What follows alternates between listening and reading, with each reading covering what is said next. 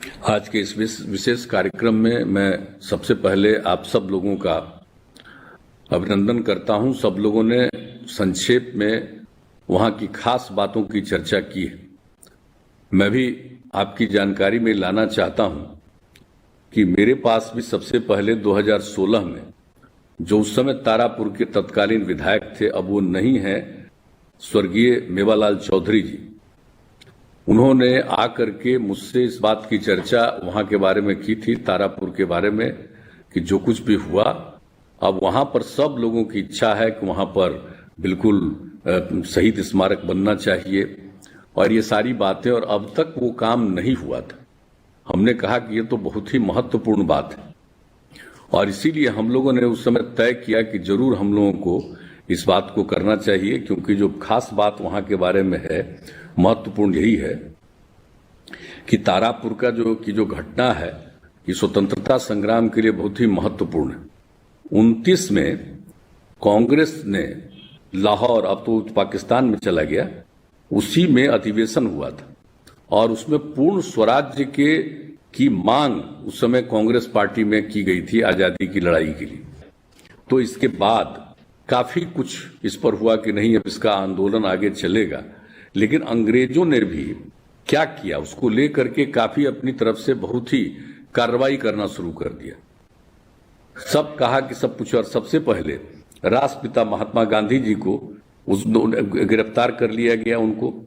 और ये कहा जाता है कि 4 जनवरी 1932 को गांधी जी को गिरफ्तार कर लिया गया।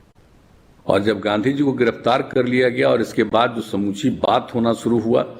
कि अब इसको लेकर के आगे करना पड़ेगा, कि जो उसने जो पूर्ण जो स्वराज की मांग को खारिज कर दिया और गांधी जी को गिरफ्तार भी कर लिया, तो ऐसी बात हो गया कि एकदम बिल्कुल, और उसमें उस समय ये कांग्रेस को एक अवैध संगठन भी घोषित कर दिया था उस समय। तो इसको लेकर के काफी पूरे देश में इसको लेकर के आंदोलन शुरू हो गया। और उस समय जो कहा जाता है कि जो कांग्रेस के कार्यकारी अध्यक्ष थे सरदार शार्दुल सिंह कविस्कर, उन्होंने ये बात कही थी कि भाई 15 फरवरी 1932 में पूरे सरकारी जितने भवन हैं, सभी सरकारी भवनों पर राष्ट्रीय तिरंगा फहराया जाए। ये उन्होंने इस बात का आह्वान किया, अपील किया, जबकि ये सब लोग तो कांग्रेस पार्टी का जितना बिल्डिंग्स था, सब कुछ था, सबको ये लोग कैप्चर कर लिए, सब कुछ क्या नहीं किया उसको, और कितने लोगों को गिरफ्तार कर लिया था। ये घटना घटी थी। तो ये सब जब हुआ कि 15 फरवरी को किया जाएगा, तो कितनी खास बात है तारापुर की। ये पूरे देश की बात है, पूरे देश में सब जगह सब कुछ शुरू किया गया था, लेकिन जो सबसे बड़ी बात है कि तारापुर में भी 13 फरवरी को 1932 में ये जो तारापुर का सुपौर जमुआ ग्राम है, उसमें बैठक हुई थी और ये तय हुआ कि तारापुर थाने पर झंडा फहराया जाएगा। और उसी गांव से श्री मदन गोपाल सिंह जी के नेतृत्व में 5 स्वयंसेवकों का धावा दल बनाया गया और ये लोग 14 फरवरी 1932 को रात में तारापुर में आ गए और 15 फरवरी को 1932 को अपराह्न में 2 बजे के लगभग मदन गोपाल सिंह के साथ धावा दल के सदस्य इकट्ठा होकर झंडा लिए हुए थाना भवन की ओर दौड़ पड़े। इनको रोकने के लिए पुलिस अधीक्षक ने लाठीचार्ज का आदेश दे दिया। थाने के बाहर सत्याग्रहियों को खदेड़ते हुए जब पुलिस दल कुछ दूर निकल गया, तब मदन गोपाल सिंह जी ने जेब में छुपा कर रखा हुआ झंडा निकाला और थाना भवन में फहरा दिया। ये कितनी बड़ी बात है। इसी के साथ वहां उपस्थित सारे देशभक्त लाठी डंडे का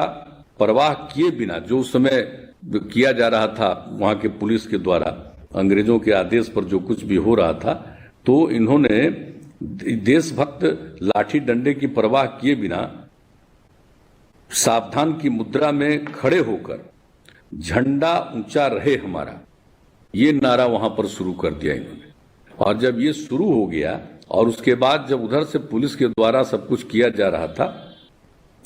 तो जो लाठीचार्ज किया जा रहा था प्रक्रिया में, तो पुलिस पर लोगों ने भी, इतना ज्यादा लोगों के बीच में उत्साह आया हुआ था कि उन लोगों ने पुलिस पर भी बिल्कुल हंगामा किया, पथराव किया। और एक पत्थर से जिलाधिकारी का सिर फट जाने के कारण अब उसने गोली चलाने का आदेश दे दिया। और जो गोली चलाया गया, कितना गोली चलाया गया, जो उस समय का इतिहास बताया जाता है कि 75 चक्र गोलियां चलाई गई और जिसमें 34 क्रांतिकारी शहीद हुए,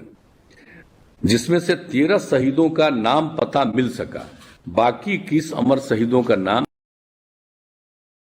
उस समय नहीं मालूम हो सका। तो ये बात उस समय की है। अब जो ये सारी बातें की गई थी और सब बात की जानकारी वहां के बारे में जब मिली थी, तब हम लोगों ने ये तय कर दिया था कि भाई जरूर वहां पर हम लोग इस बात का करेंगे और वहां पर अमर शहीदों की मूर्तियां लगाने के लिए और ये सब चीज काम किया जाएगा शहीद स्मारक के लिए।